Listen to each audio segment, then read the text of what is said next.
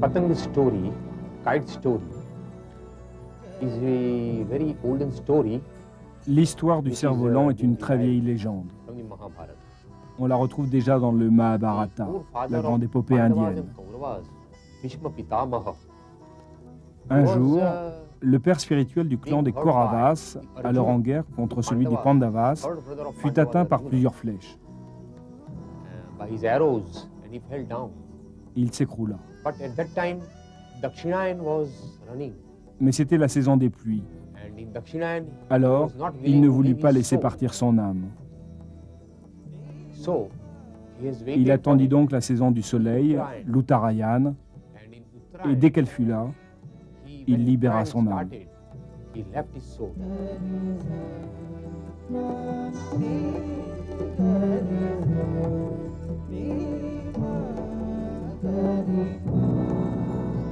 Ainsi, chaque année, quand renaît le soleil en janvier, quand les jours commencent à rallonger, l'Inde entière remercie les dieux après leur sommeil hivernal. Ici, à Ahmedabad, c'est le Makar Sankranti, la fête du soleil, la fête des cerfs-volants.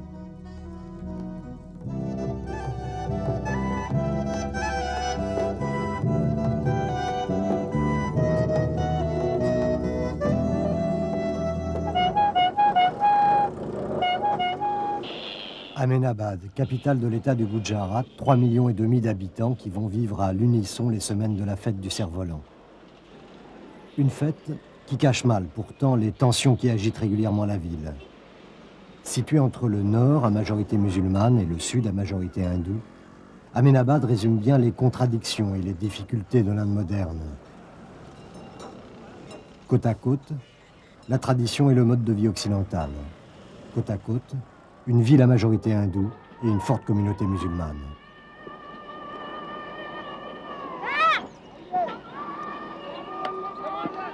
De part et d'autre de la rivière Sabarmati, la vieille cité et la ville moderne, le centre des affaires, dessiné en partie par Le Corbusier. La tradition commerciale et le dynamisme des castes ont fait d'Ahmedabad l'une des villes les plus prospères de l'Inde. À son entrée, comme un symbole, Patang Tower, la tour des cerfs-volants. Car ici, le cerf-volant est bien plus qu'un jeu d'enfant, c'est une passion collective, un combat symbolique. Au moment de la fête du soleil, toute la ville participe au grand combat des cerfs-volants. Une façon de retrouver le message de paix et de non-violence que la communauté Jain continue à perpétuer par des processions en pleine ville.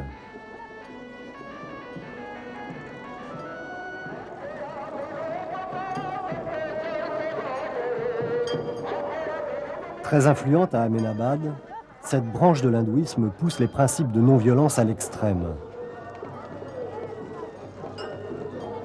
Le Mahatma Gandhi, étudiant à Ahmedabad, en fera sa principale doctrine politique.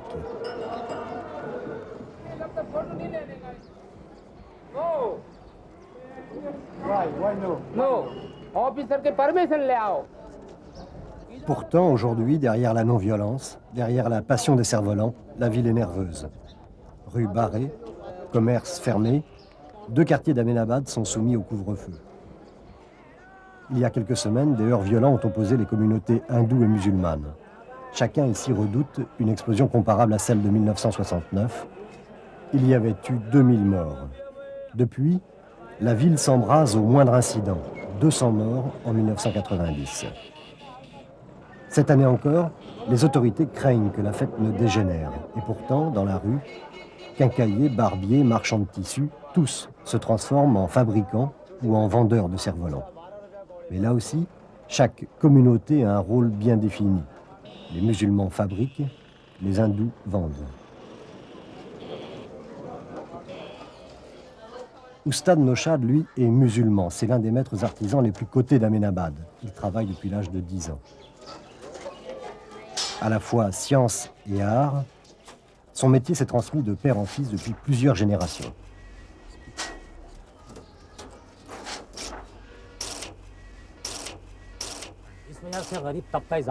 Si 90% des fabricants de cerfs-volants sont musulmans, c'est parce que ce sont souvent des gens pauvres et que ce métier nécessite peu d'investissement au départ. C'est un métier qui donne du travail à beaucoup de monde. On peut employer des hommes, des femmes et des enfants. Pendant la fête, Oustad fabrique pour le seul marché d'Ahmedabad plus de 80 000 cerfs-volants. Le reste de l'année, il construit des cerfs-volants plus soignés qu'il vend un peu partout en Inde comme objet d'art.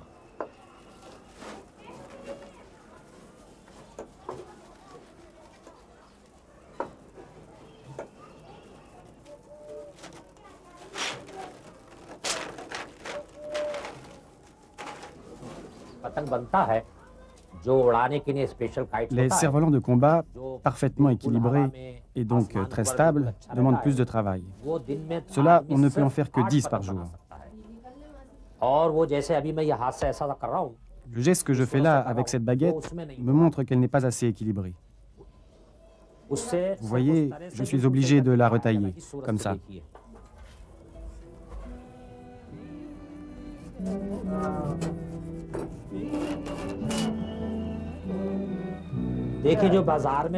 Dans les bazars, la qualité moyenne des cerfs-volants a nettement baissé. Ceux destinés à l'exportation ou aux expositions sont subventionnés par le gouvernement. Leur qualité s'est maintenue. Mais dans les bazars, c'est vrai qu'ils sont moins bons qu'avant.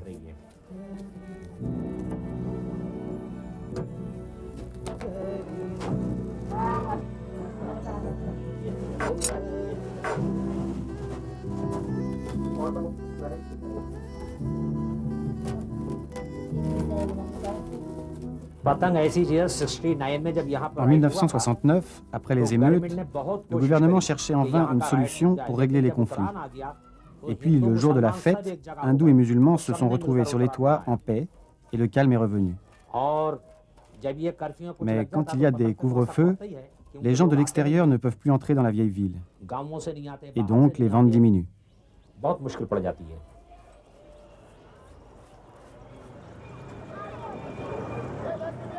Chaque famille achète jusqu'à 300 ou 400 cerfs-volants pour une seule journée. Le jour de la fête, un cerf-volant tient quelques secondes ou quelques dizaines de minutes au mieux. Les cerfs-volants d'Ahmedabad sont en effet des cerfs-volants de combat. Leur arme, la manja, une ficelle coupante.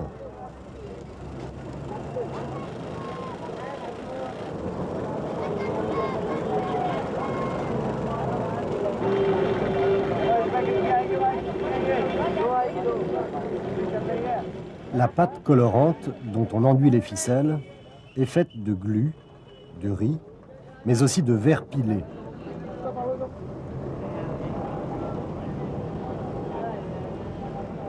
Couper le maximum de ficelles adverses grâce à la manja, c'est ça le grand combat d'Ahmedabad.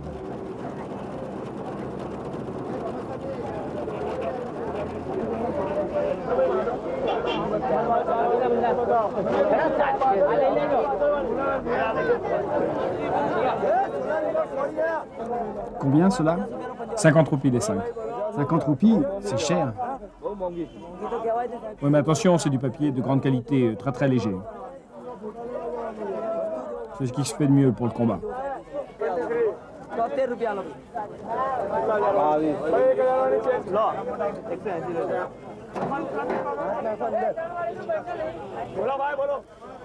Toute la ville, toute caste, toute religion confondue s'approvisionne dans les mêmes boutiques.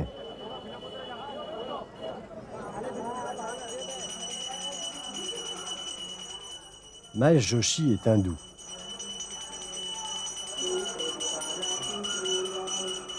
Il appartient à la caste des brahmanes, la bouche de Dieu.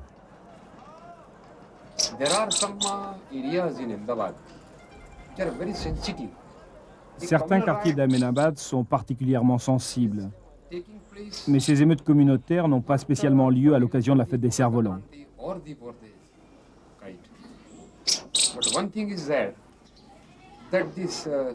En tout cas, dès que les gens se battent, la police investit les quartiers sensibles. Cela n'empêche pas que dès le lendemain, tout le monde soit sur les toits à faire du cerf-volant. They are flying the kite at the same time.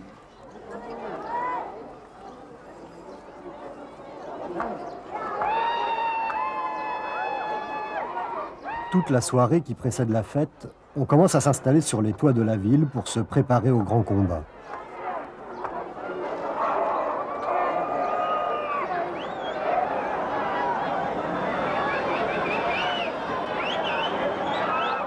Comme le veut la tradition, pendant la nuit, on attend le dernier moment, la braderie, pour se rendre à l'un des 12 marchés et acheter le plus grand nombre de cerfs-volants. Tous semblent avoir oublié les incidents. Seule la présence d'une police armée rappelle qu'à quelques centaines de mètres des marchés, certains quartiers sont encore soumis au couvre-feu.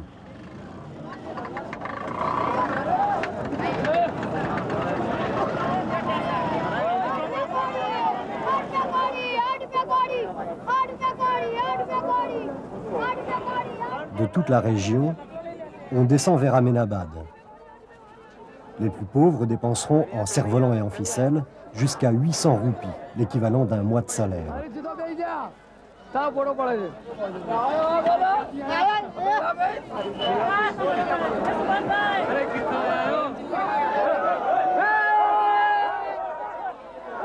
La fête des cerfs-volants, c'est aussi une occasion d'essayer de faire des affaires et d'oublier le couvre-feu.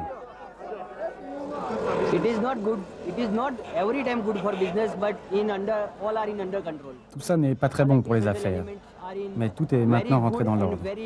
Tous les éléments antisociaux sont maintenant sous le contrôle de très bonnes forces de police.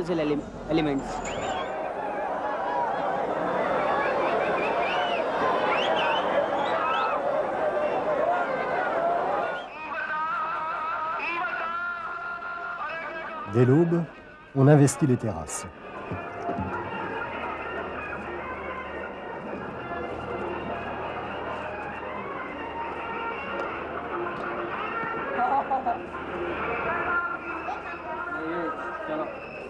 Côte à côte, à une portée de cerfs-volants, Mahesh Joshi, le brahman hindou, et Oustad Noshad, le fabricant musulman.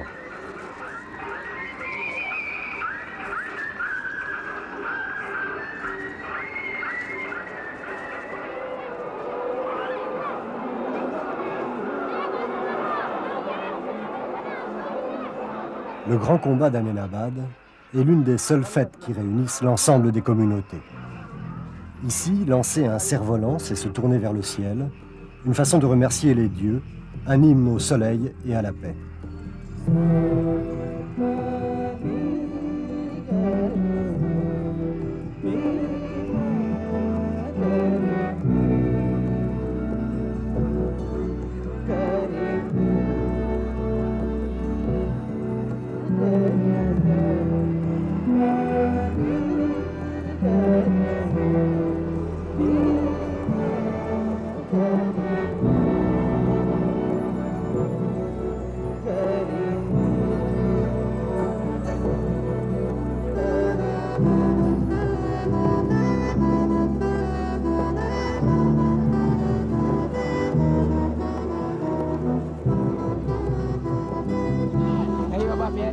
Regardez, je viens d'en couper un.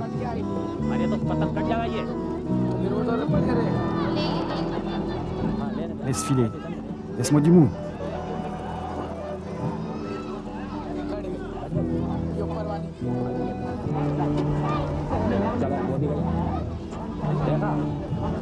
C'est le troisième que je coupe. Vous voyez, c'est avec ce doigt que je dirige le cerf-volant. Si je veux tourner, c'est lui qui le fait tourner. Si je veux qu'il reste stable, il reste stable. Regardez, vous voyez un cerf-volant? Je les ai tous coupés.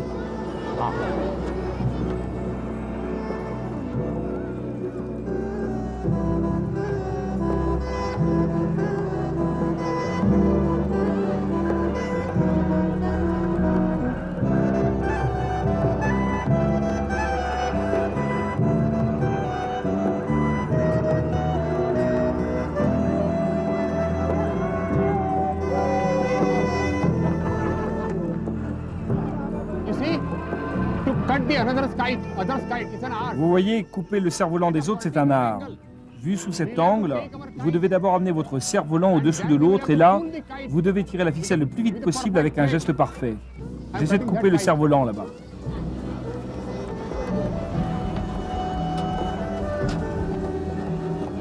Yes. Hold down. Ça y est, je l'ai. Hold down.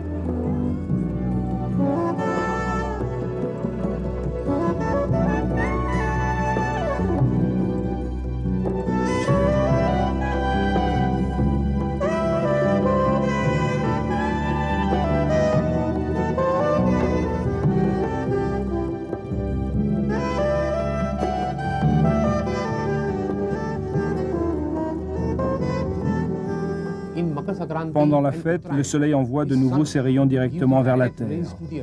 Et ces rayons sont très utiles. Ils donnent la vie.